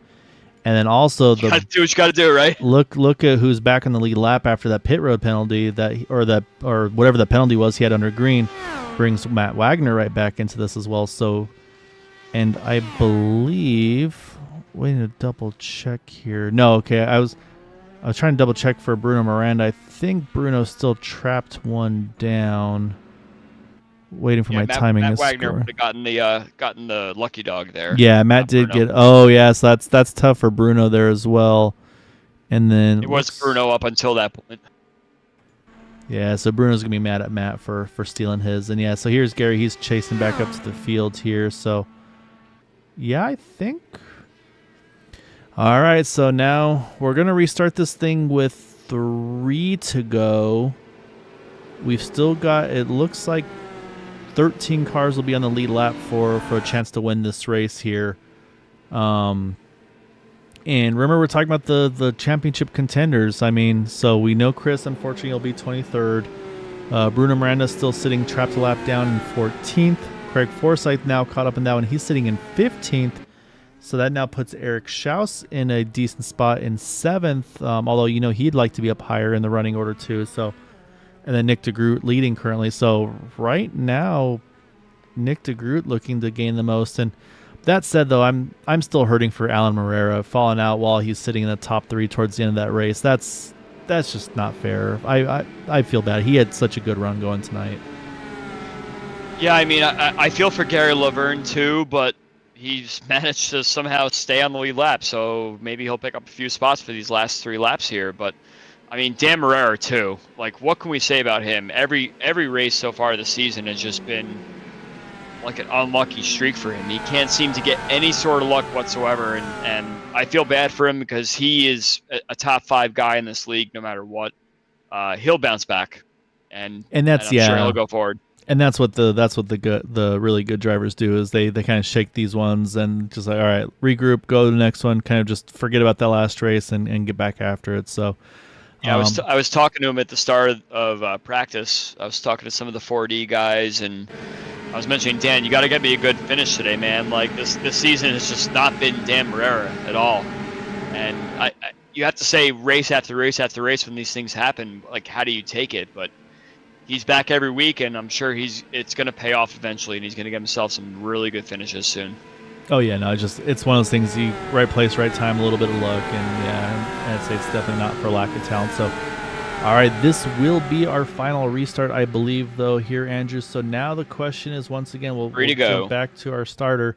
Everybody's gonna be a little answer. Look at Nick; he very is early. Gone. Yep. And this is could what be. We were saying. I don't know. Could this be good or could it be bad? Because they're gonna get a huge draft off of him here. We'll see what Edson can do. And again, now for behind Nick, and you know what? Let's actually watch off the back wing of Nick DeGroot here, because Edson's going to get a huge draft, but can he get enough to get alongside Leah? Nick's already going to protect the bottom, but that's what I was worried about. Taylor and Edson are going to now be busy fighting each other. That's going to let Nick have a little bit of breathing room here as they're going to come around here to 2 to go. Yeah, these super speedway races, you have to predict that there's a chance that the race could just be flagged right away. You don't want to be the one to stack up the restart to cause it, but you also want to get the run you can. So let them catch up to you.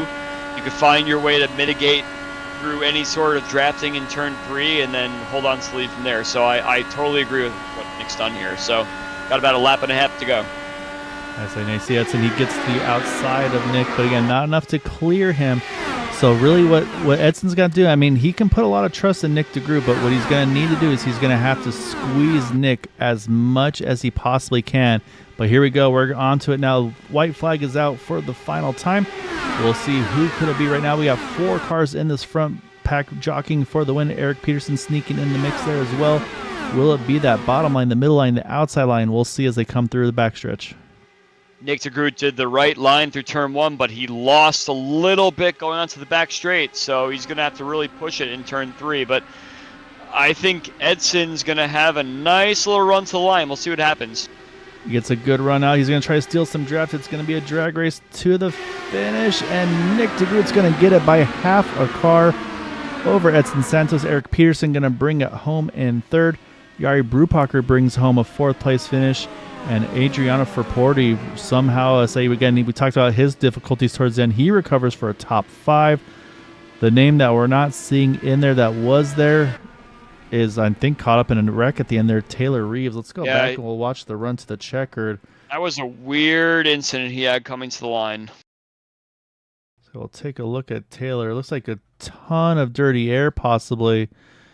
And, well, I don't know. He cuts back low.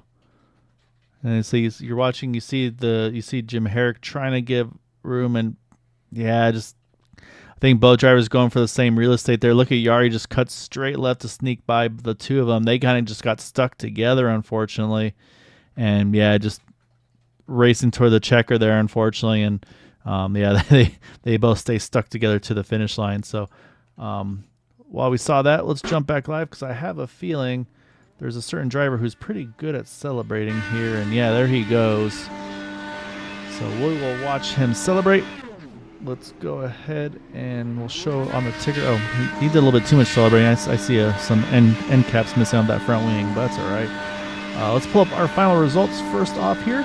So I'll kick it off with our top 5 results, and it will be Nick DeGroot by 0.02 of a second over Edson Santos. Eric Peterson there sitting in 3rd. Jari Brupacher and Adriano Fraporti, rounding out our top 5. Yeah, I have to say, like, some of these guys that come from the back, like Fraporti, I was watching Fraporti from the start. I could not believe he was starting that far back based on his experience in racing these big ovals. So good job for him climbing the most, 16 spots tonight. Jim Herrick climbing from 20th to P7. And, we were mentioning Edson Santos as well that started outside top 10, and he managed to find himself a way to get into the podium position. Yeah, it's a great job by him. Then 6th through 10th, you got Eric Schaus, Jim Herrick, Taylor Reeves, Elmer Joseph, William Swenson there. And then just outside the top 10 there, Bill Colley and Gary Laverne. I'd say, again, heartbreaker for Gary, was in a great spot all race long. And then you see Bruno Miranda there. Couldn't get his lap back. He finishes in 13th. Matt Wagner showing 3 laps down in 14th. Not sure what happened with Matt at the very end, unfortunately, but he got his lap back and then something got caught up and someone missed that, unfortunately. Brad Adams, Craig Forsyth, not the night he or Dan Marrero are looking for in 16th, 17th. Joseph DeCiro sitting in the 18th position. And then finishing off our running order, Alan Marrero there in 19th, Andrew McMurray 20th. And Michael Carrillo, Richard Sanchez, and Chris Stouffer, unfortunately, early retirements from tonight's event. So with that, we got to chat with some fellas, and we're going to kick it off with Mr. Eric Peterson here. So once we got to focus on that good-looking car. Then we're going to drag Eric on over here. And I say it was fine as I got to chat with Eric a fair bit pre-race and get to do a little extra chatting here tonight, Eric. And it was a wild one here tonight. I mean, it seemed like you could move around, you could be where you wanted to be. What was the turning point, I feel like, in your race? Because obviously towards the end there was kind of the indecision. When do you pit? When do you think you're good to go to the end? Like, how are you balancing kind of the strategy of when to make that final call to hop on the pit road here? Well, the tires were paramount. I mean, if you had newer tires, you could really for the first few laps, and then they kind of equaled out. But I was good to go on that last yellow, and then I came in with 2 laps to go before the green, and then I think some other like Schaus and Wagner, they dropped into the pits with 1 to go. And then we got stuck on the front straight, and then I got shuffled back. So at that point, I was just all go, try to get to the front as fast as I possibly could. And then I have to apologize to, I think it was Gary Laverne. I just misjudged the corner just a hair going into 1 and caused that last caution. That was just terrible on my part, but all I could do is apologize, I guess. So, but it was a good race. Fuel mileage was pretty easy to hit with those yellows thrown in there. So. All right, Eric, I'll let you off the hook a little bit because the lap before that, Nick DeGroot also touched the apron, but somehow did not wash up the track. So I was in complete shock when he didn't do it. But then the next lap, you were trying to defend that low line, and you touched that, unfortunately touched that line, and kind of made me believe that yellow apron line still exists there. So it does. Yeah, I got a little squirrely coming off of 2 there, and then boy, I tell you what, it was handling really good down there. But it was fun. Yeah, I have to say, like, you handled that particular incident quite well. But I feel like this whole race you were just kind of hanging out in the middle to bottom part of the top 10 and maybe just kind of examining all the drivers around you and everything. Especially the, like, so I was going to say, like, right before that final caution, it looked like a lot of guys, it was like half the top 10 was trying to save fuel, half the top 10 was trying to push, and there was a lot of guys that were pushing up the track and everything like that. So did you feel like you were just trying to fit in? Like, where was your exact move where you feel like you were going to go forward? Yeah, my happy space was in that 5th to 6th and just kind of hanging back and just making sure I could hit the fuel number. And then once I knew I had the fuel number, then it was game on moving forward. And then, like I said, off that 1 yellow, we got stuck on the front straight. And then after that, I came into the pits, or I had pit the lap before with 2 to go. And then, like I said, Wagner, Schaus, they all went in. We got stuck on the front straight behind a slow car, and I'm not sure if they just didn't catch up. But then all those cars that had pitted in front, and then I was all go after that. But yeah, I kind of fit into that, like you said, the bottom half of the top 10 and was just kind of riding it out. And then, letting kind of tires wear, just kind of trying to run that high line and just not really defend. But, if somebody really wanted to go to the front, I wasn't going to hurt my feelings if they were getting up there and running, and I'll take care of it at the end, which unfortunately I shouldn't say unfortunately, I did get to the front, but I got to the front and I ran into somebody on the way up there, which I didn't mean to do. So. Did you feel like you were comfortable in that spot as that whole situation was going on? Did you feel like anyone was going to try and, like, really push it and push up into you and maybe ruin your race? Yeah, there were some close calls. But you trust everyone around you. The drivers here are so good. I got close, where you're just thinking in the back of your mind that there's no way that car is going to hold down there. And then you remember it's Craig or it's Bruno or it's, somebody that you can trust and hang on to that outside line. And I'm sure there were some close calls. But from the cockpit there, it's hard to tell how close we came, but I'm sure they were very, very close when we're coming off of 2 there. That would seem to be the best passing place was going into 1. So, down low and then drifting up. No, it was yeah. I mean, it was some really exciting racing. It was a great job tonight, Eric, to get that podium tonight. So I'll say definitely got to give you the floor though, and I want to give you your time for any thanks and shouts for that podium here this evening. Yeah, a lot of help from Schaus and Wagner in our channel tonight. Just strategies and saving fuel and stuff, and just shout out to everybody out there watching. Appreciate it.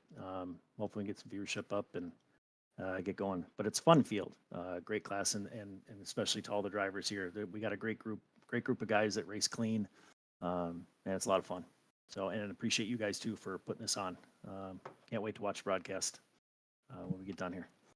All right, great job, Eric. Congrats, man. We'll Thank get you. you over to your guys. All right, thanks. See ya. Thanks, Eric. All right, and as I was worried we weren't going to be able to find him, but he found his way over here. So we got to grab also now our runner-up, and that is going to be Edson Santos. So let's grab Edson on over here because 10 spots gained from 12th to 2nd. And man, I liked your fuel strategy there at the end, Edson, because you pitted kind of in the middle of when the first group did and then when the last group did. You kind of were about 10 laps in between the two of them. Did you feel like that was like the magic window for pit stops, or what was your strategy there at the end for the fuel and also just take us through the race? Hello guys. Good night. Nice to be here. So I was not expecting this podium, my first top 3 in this league. Actually, I don't like back race. I don't usually have luck in this kind of race, but today I tried to stay alive in the beginning, always in the top 5, top 7. In the beginning, I was worried about saving fuel, but then with a lot of yellow flags, I was trying to be more aggressive. And Nick, in the end, defended his inside line very well in those last 2-3 laps. So it was very exciting.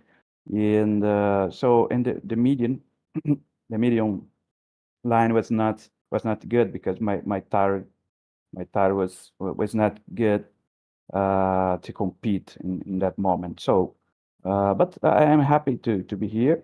He won with merit, so I'm trying to improve this championship because in Pocono I didn't have luck, and last week I was not here, do a traveling. And so I would like to send a warm hug for all my teammates here in Brazil from Linear Energy Racing. Yeah, Edson, let me ask you.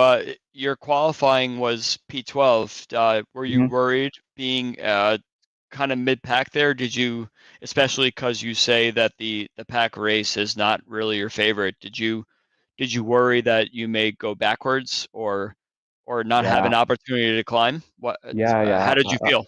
Yeah, I was pretty concerned about this in the last in the first 5-6 laps because there was a lot of contacts in the beginning, but I was trying to be more conservative in the beginning, and then I believe the guys got their space because I guess a lot of them was trying to save fuel.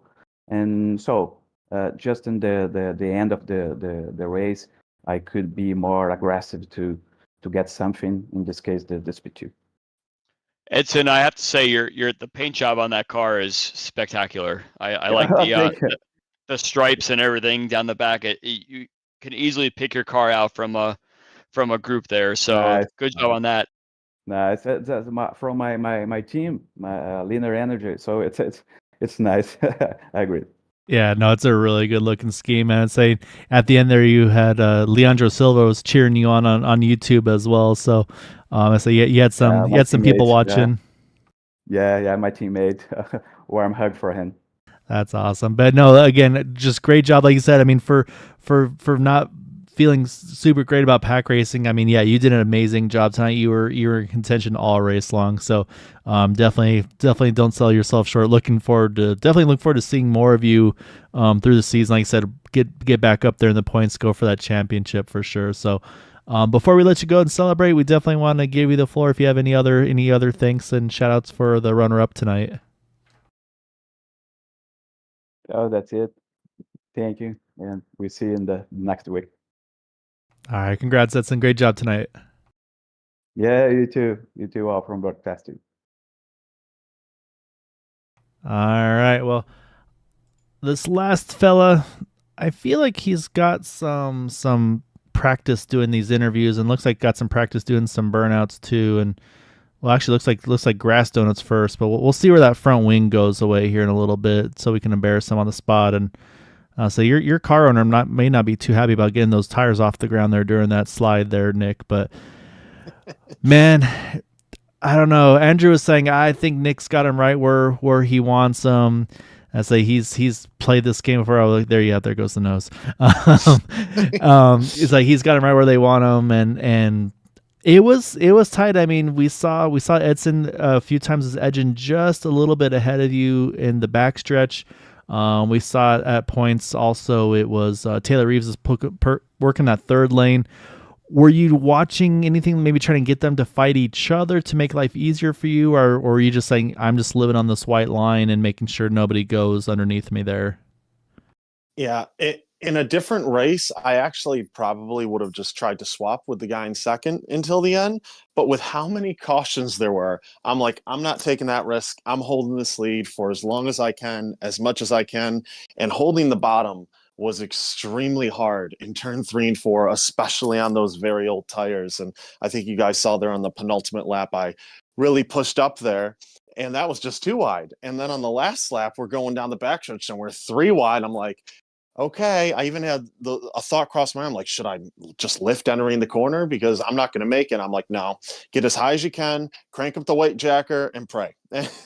And thankfully, it worked out for us there.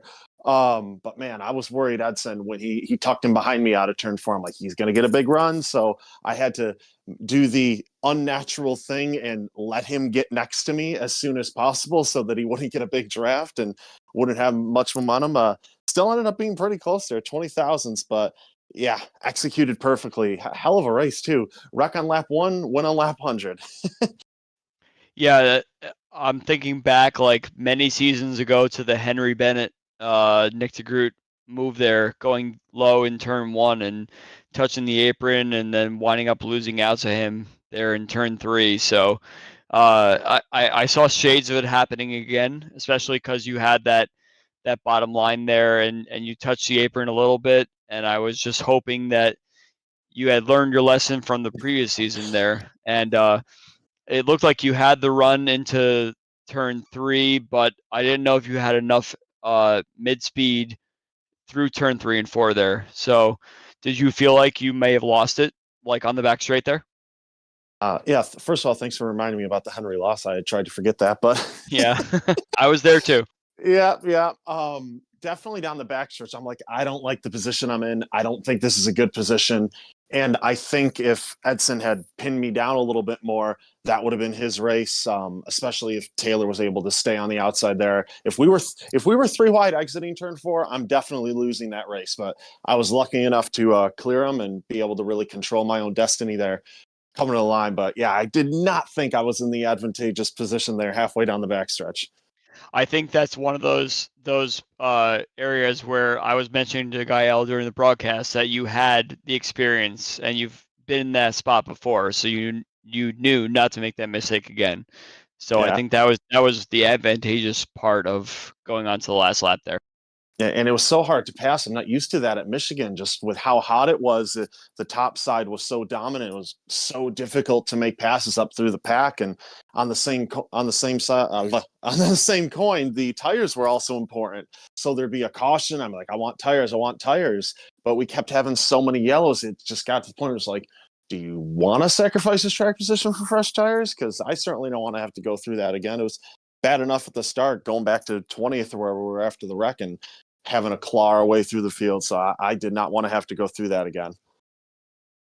Yeah, it was definitely interesting seeing the preferred lines and where everybody was running. And yeah, it was definitely, you could see it was difficult to run that bottom lane at points, but some were making it work, especially Andrew was noticing kind of, you see that stack up, and then from there they would go ahead, and that's where you would see people kind of move around a little bit and do what needed to happen. So it was really interesting to kind of see all the strategy going on throughout the race there. But yeah, it was a great fight there, and it's really tightened up the points as well, with us unfortunately some of the championship guys having a lot of troubles right off the bat. Of course, I mean, we're in race 4. There's still lots of racing to go, but we've actually got a 1 point gap between first and third. Stouffer still leads.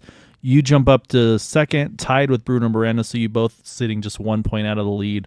Eric Schaus jumps up to 15 points out of the lead. So there's still plenty to play for. Obviously, you still have drop weeks to play and all that kind of stuff, so we'll let that do the math. But yeah, it was definitely some attrition tonight that definitely changed stuff up a little bit too. Yeah, and I kind of put myself into a box missing the road course race last week because I used one of my mulligans. I got to be careful. When I had that wreck the first lap, I was like, I got to change the way I approach this. I can't take the same risk because one more incident and it's over. You're finishing 20th, and that with missing the race last week, it would not be good for us. But it's good to see how close the championship is. I think this is going to be an exciting one. There's a lot of really good guys here who are at the top of their game. Yeah, it's gonna be fun to see. So before we let you go, we definitely always got to give you the floor here. So definitely want to give you any thanks and shouts you'd like to give for that win here this evening, sir.